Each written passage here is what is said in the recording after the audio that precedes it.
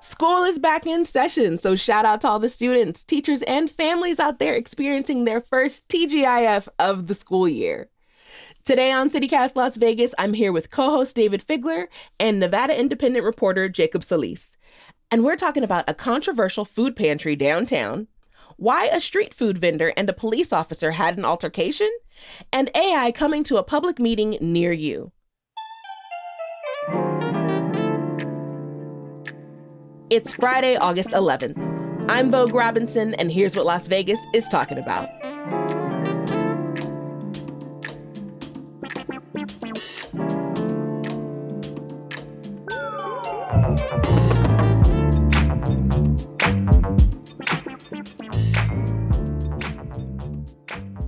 David, Jacob, good morning. How are y'all doing? Good morning. I'm doing well. Thanks for having me back. Morning, Vogue. Morning, Jacob. Morning, Las Vegas. Yes. Oh, we're going to put you on TV with that. That's it. That was my energy spurt. Done. Done and done. No more for the rest of the day. You're ruining my opening, people. Okay, y'all. So, we're going to just start off at the bottom. Now we're here. There is a downtown food pantry that I think, David, you know a lot about, but it had an operating license, but now it's being contested. David, please explain why it is so hard to just give people food. Well, this is a news item from my own backyard. Mm-hmm. The property in question is about 2 blocks from where I live, so I do know a lot about it. In fact, the property, which is an apartment complex for lower income folks, had to have a public meeting because they're going in front of the Planning Commission soon. And my neighborhood helped host that meeting because we are so close by. And we were having a neighborhood meeting anyway. And I was the outgoing president of my neighborhood. So we're like, sure, come on by. We'll bring lots of people for you to hear your story. And about 75 people did show up. That's kind of the typical attendance that we get at our neighborhood meetings. We have a very strong neighborhood, which probably plays into the story, but also some of the surrounding businesses on the area that is, for listeners, Las Vegas Boulevard, basically just south of Charleston. So right on the cusp of the Arts District, if you're kind of thinking about it in those terms. The story is both very simplistic and extraordinarily complicated. So I'm going to do my best to kind of break it down. There was a motel that was sitting on Las Vegas Boulevard for a very, very long time. About a decade or more ago, there was a group in town that people know as Veterans Village. Veterans Village was run by an individual who had a vision that he was going to help house veterans who were housing insecure, provide them with services, et cetera. And so that was the first endeavor for Veterans Village. So they went to the city, they got licensing to turn it from a motel to what's called a residential hotel. A residential hotel is very much like an apartment complex with very short-term leases in it. And so people were paying money, typically in the $700, $800 range, so that's well below market value for these rooms that were at this complex. And as part of moving into this complex, the prior owners, Veterans Village, were providing foodstuffs and other support stuff so people wouldn't become housing insecure or homeless. And so that operated for a while. They changed their name for reasons no one's really sure. That operator of Veterans Village left. There was a big story in the Review Journal that suggested that some of the practices that were going on there were worthy of scrutiny. Let's just put it that way, because they are a little litigious. And then a new operator came in, and that new operator is a group called Caridad, which it had been operating and still is operating as a nonprofit homeless service provider in the community, doing all sorts of good stuff through the community, gardens, community gardens and things like that, getting people job training, people putting people to work, et cetera. Yeah. So quickly now, because now I got to go into overdrive, they are essentially operating on the same plan that Veterans Village had been operating for a very long time. They both had an agreement with a company in town, a nonprofit called 3 Square that people are probably very familiar with because 3 Square has food distribution and food pantries all over the valley, from Henderson to Summerlin, to help battle food insecurity. One of those pantries is located at this property, which is called Hebron. And some people, even though it's been operating as a pantry for a decade, called code enforcement and complained that they didn't have the proper licenses. And so now the city of Las Vegas is requiring them, because they don't have a license specifically to allow food distribution, because Food Pantry requires it being open to the public, requiring them to get a license to operate a homeless shelter or a mission, which, as you can imagine, Vogue, has caused some consternation in the neighborhood. And that's kind of where we are right now. Wow. So yeah, there's more to it, but that's kind of the basic. Yeah. Jacob, do you feel like does this sound to you like a classic just NIMBY and not in my backyard debate?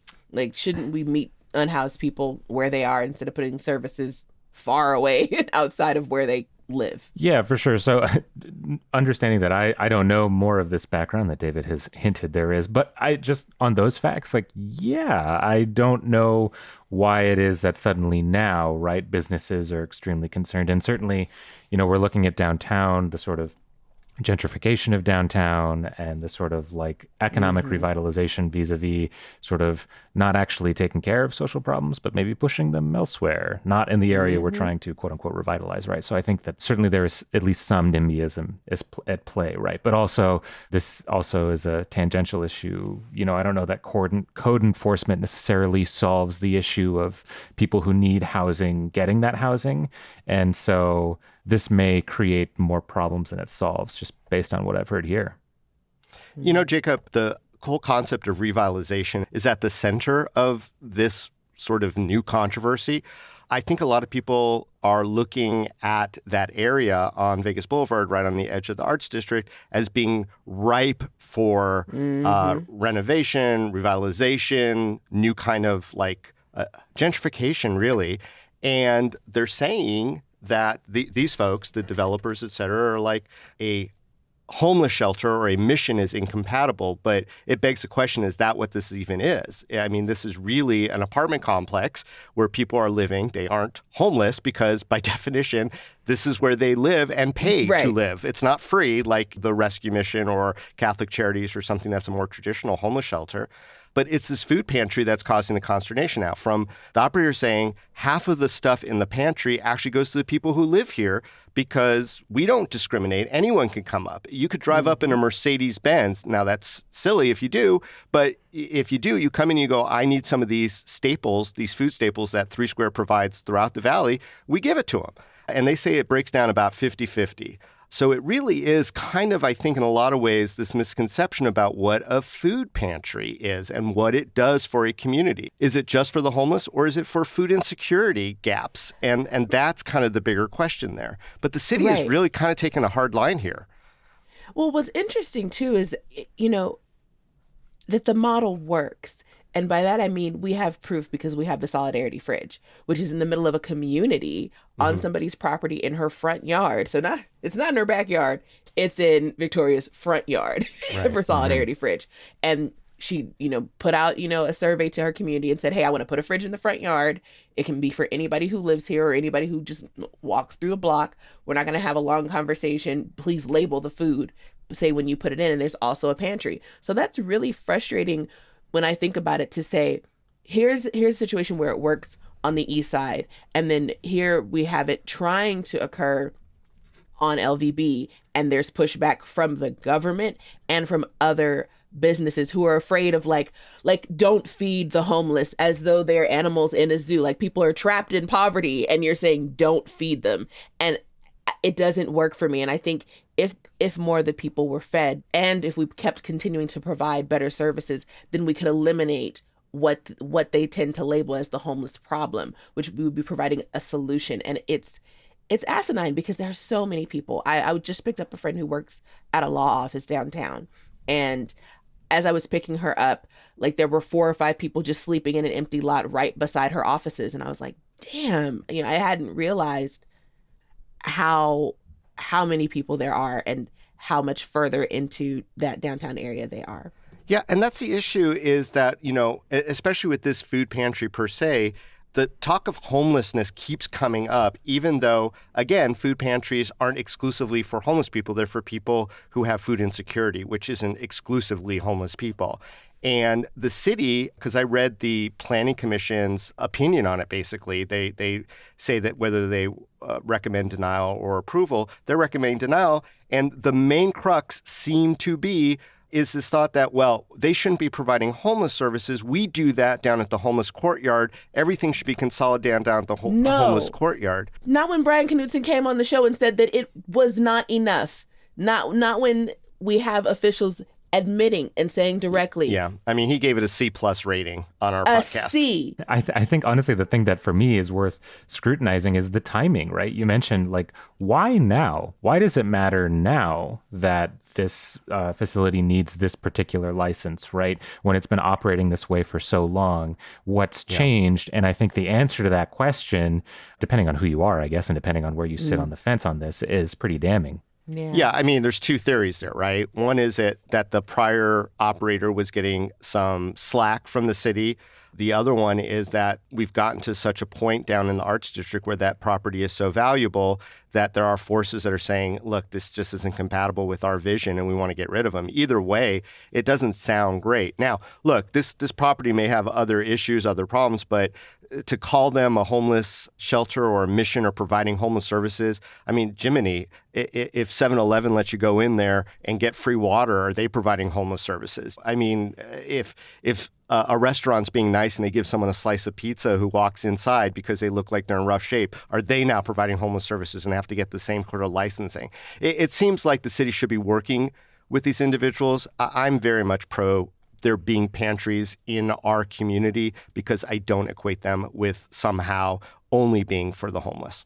Yeah, and having covered higher ed for a long time, I mean, every college in America, well, I don't know about every, but like a lot of them have food pantries, right? Because frankly, one of the most insecure food populations can be college students, right? Because all of their money is going towards other things, right? And so I think people have an idea of who's food insecure that is often extremely wrong. And so that is probably something to keep in mind.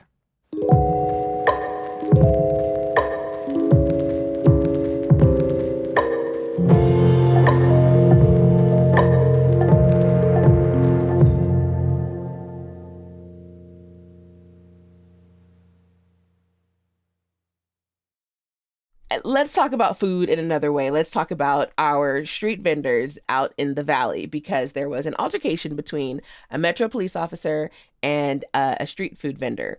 And of course, there's video footage because apparently Metro was capable of releasing this body camera footage. There's some other footage they still haven't released. But anyways, there was a signing of a bill, SB 92, that legitimizes street food vendors as small businesses. And it was very clear that all of the counties are going to have to come up with their own set of rules and guidelines for what it takes to have a license or permit. What are the sanitary requirements and conditions? But at the very least, the goal, it seemed like this was a middle ground to say, we know that there are barriers between, the people who are vending food on the block and the government. And so let's find a way to bridge this gap, make it easier and less confusing for how to get your permits. And so to make sure that whoever's serving food from wherever they're serving food out there doing it in a safe way that is, not going to make people sick. So that felt like that was the goal of the bill, but it still had a lot of barriers to it. So out by the Las Vegas sign, by the Welcome to Las Vegas, Fabulous Las Vegas sign, I watched one video, but of course, one video isn't going to tell the full story. But in watching it, it seemed like there was just a big language barrier between the officer and the vendor. And so, he was telling the guy, you got to pack up. And then after a while, the guy the vendor just kind of shirked the cop off. And so the cop kept getting closer and closer to him, at a certain point yelling obscenities at him, telling him to get on the ground, to turn around, and kept trying to push him up against the fence. And also saying, Vogue, on the video, now you've pissed me off. Right. Well, and it was there. Literally claiming his state of mind on the video of being emotional and pissed. He seemed really unregulated. And honestly, it was really... I'm embarrassed for the cops. I'm so sorry, y'all. I was so embarrassed for them because it was like he was trying... You are the queen of empathy, and I love you for that. He was trying to exert his power and authority. And the vendor, who just didn't speak the same language, was just like, I don't know why you're... he just kind of looked at him like, I don't know why you're touching me. I don't know why you're screaming at me. But they were in what felt like opposite emotional spaces where the vendor was very calm and was just like, nah, and just kept shirking him off. And the cop kept just yelling at him, cursing at him, and nothing worked. Eventually, somebody else came up and tried to do some more of the translating. Another cop came as backup. They turned the guy around, handcuffed him, and I think he's currently being detained. So, I mean, it sucks. It sucks, and it was it's just always terrible to see those videos. But this one was its own kind of WTF. So, Jacob, in your view, what are the levels of fail here? Well, frankly, there's a level of failure from we'll call it the legislative imagination, because I think certainly this bill came from a good place, right? I think a lot of advocates wanted this, a lot of people wanted this, and it happened, right? Like the governor signed it. It wasn't per se a partisan issue, but there is like a mechanical element. Like we literally need to create new regulations. The county has to act. This is a process that could take months, that could stretch into next year.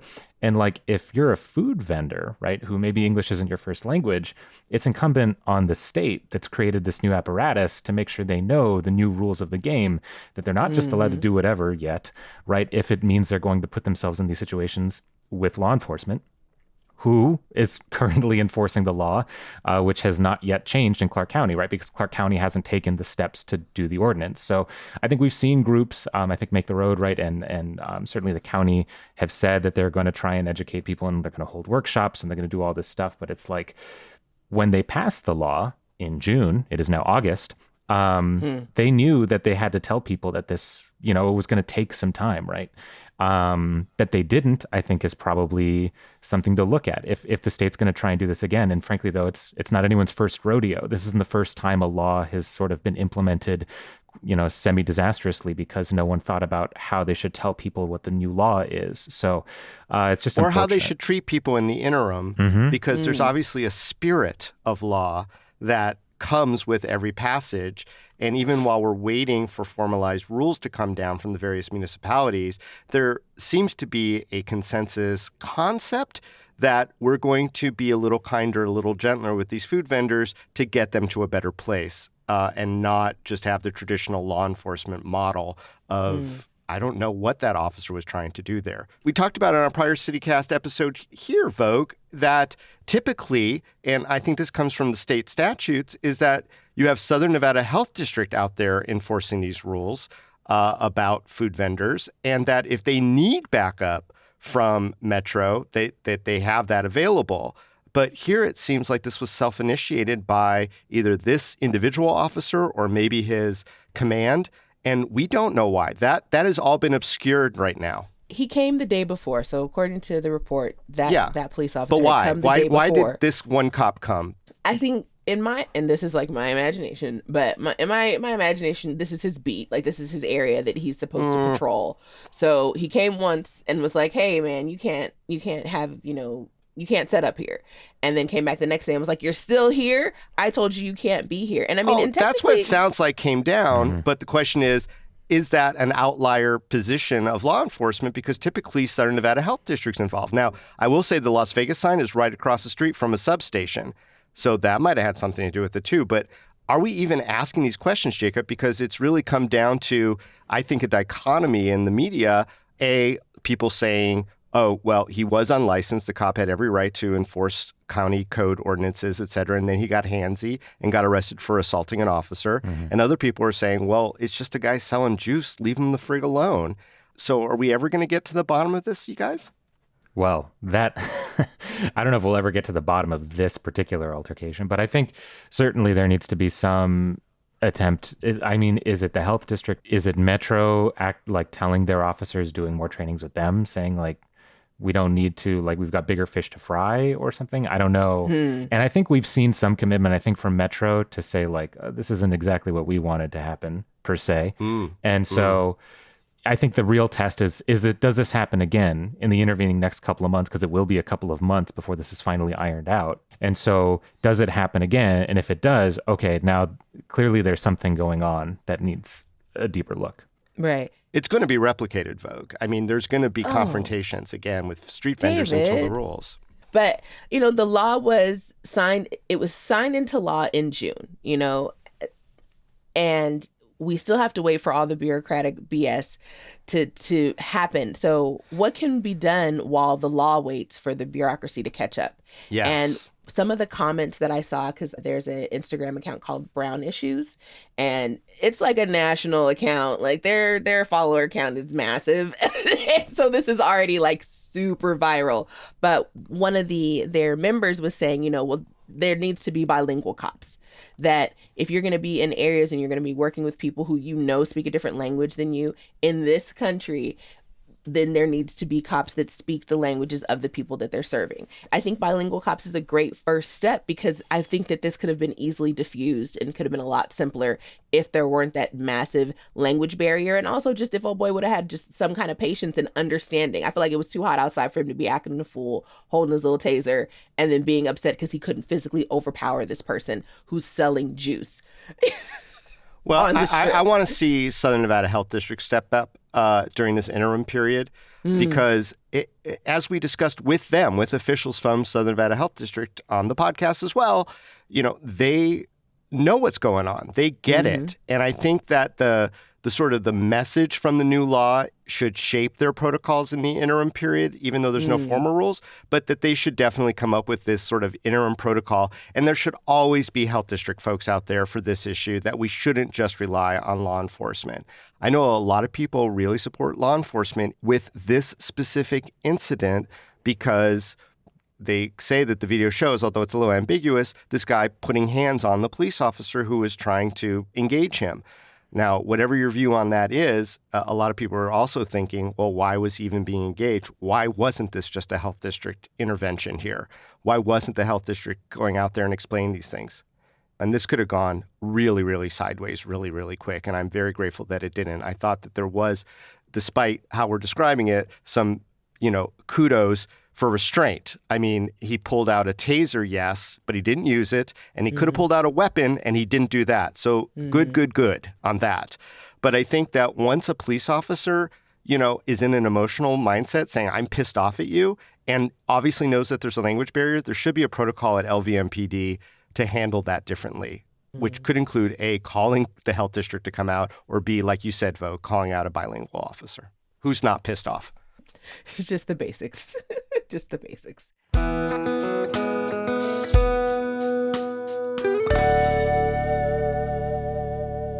Oh, look, speaking of language, look, we're doing it, guys. Oh, we're the doing flow. We're doing it. So that's one version of how language barriers are disruptive.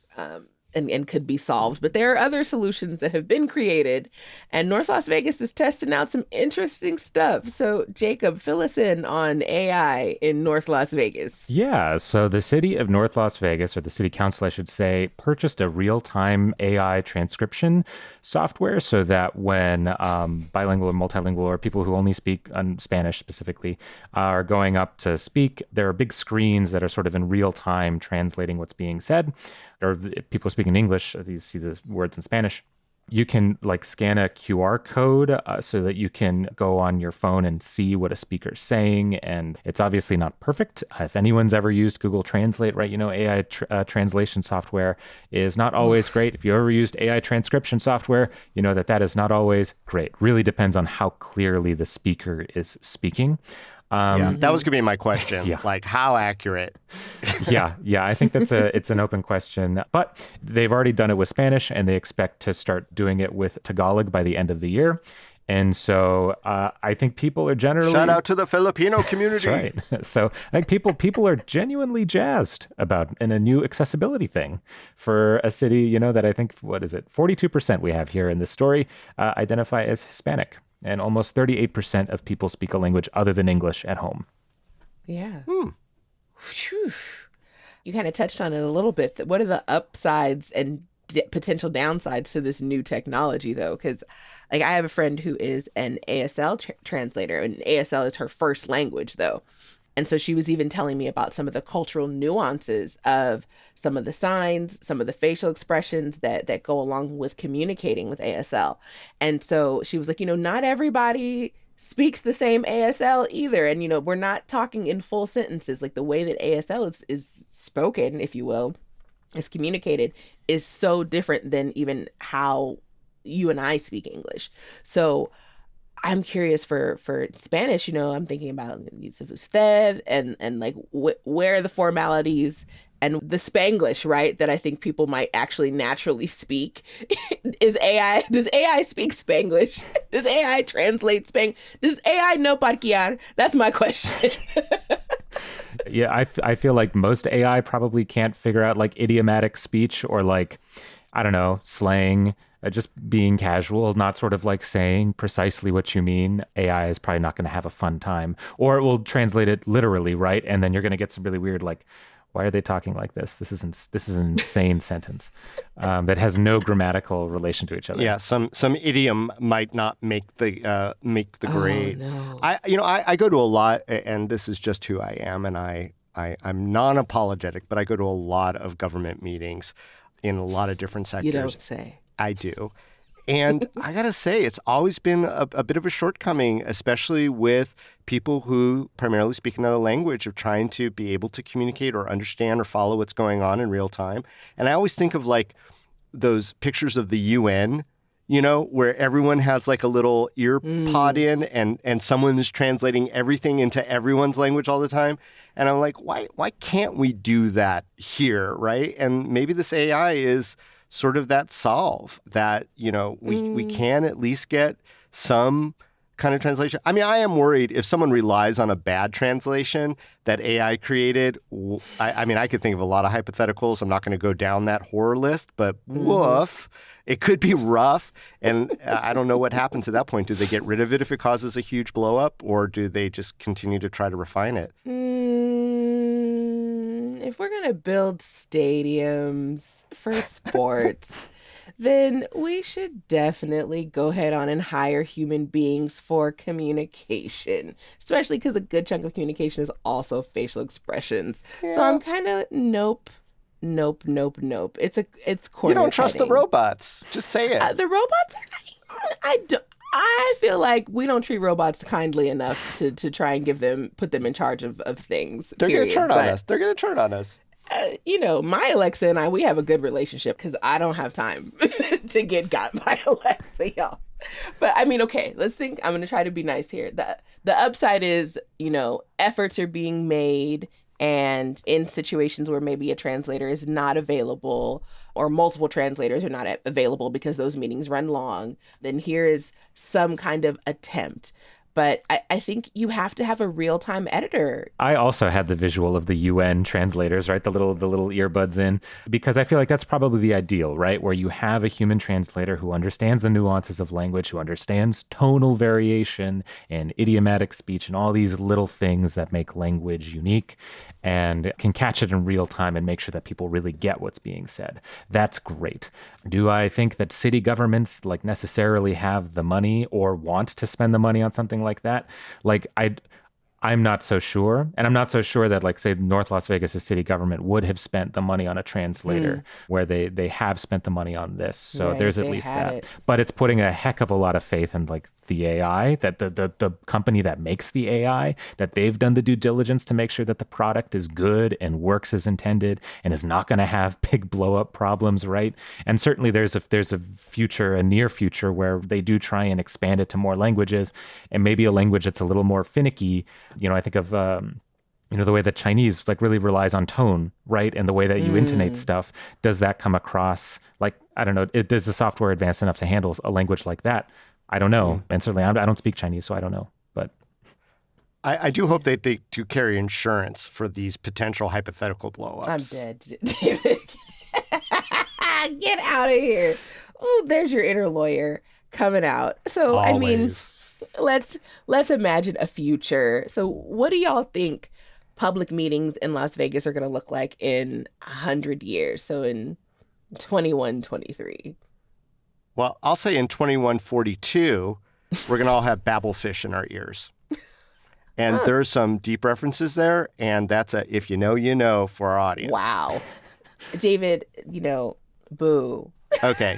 I'm not going to explain it, but essentially a device you could put in your ear that could universally translate all languages will be developed by that year. And I picked that year because that is the answer to the universe. 42. Yes. Thank you. Thanks for all the fish. Jacob. There you go. Vogue Robinson. Always getting David's references. Oh, Lord. You make me sick. I'll say that by, let's see, 2021, 23, we will have all become mole people like the Morlocks from the Time Machine. We are living underground to avoid the Mad Max sandstorms and to better sci-fi. Yeah, 150 degree heat. But otherwise, I'm pushing for it. Yeah, let's all have little earpieces that we wear all the time. And so we all speak our own language, but it's a lingua franca because it's all insta-translated. Yeah, sure. Right? Or what's the international language? Esperanto. Esperanto. We're all going to speak that in 21, 23. It's the universal language that no one speaks. Oh, yeah, let's do it. I want to go full, we need some magic, you guys. We need some, which one was it? I feel like it's in Atlantis. So Aqualad has a spell that makes it to where it auto-translates. Finally, some practical advice. This has gotten so unserious. I'm glad you're bringing it home, Vogue. You're welcome. I got you. That's what I would love to have. And then it's just like, you speak your language, I speak my language. But when we hear each other, I hear you speak my language and you hear me speak yours. And that's what we're going to have. I mean, I'm just proud of North Las Vegas for trying something because they know there's a need. And, good on them. I mean, that is important. Look, government should be accessible to everyone. North Las Vegas has one of the most diverse city councils as well. Yeah, I don't like it when a significant population is excluded from participation because of something as, straightforward as a language barrier. I mean, come on. We can fix that. We're smart enough. We are smart enough, David. We're going to do good things. Jacob and David, thanks so much for this good conversation. I look forward to talking to y'all in multiple languages. Thanks so much. Gracias. De nada.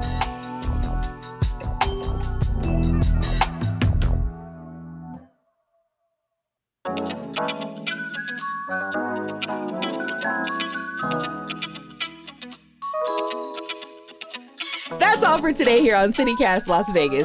Our producers this week were Sonia Cho Swanson, Layla Muhammad, and A.K. Al-Mumin. Our newsletter editor is Scott Dickensheets, and our hosts are David Figler and me, Vogue Robinson. Music is by OG Moose and All the Kimonos. We record this show on the traditional homelands of the Nuwubi, the Southern Paiute people. If you enjoyed the show, go ahead and tell a friend, rate the show, and leave us a review. We'll be back Monday morning with more news from around the city. Take care.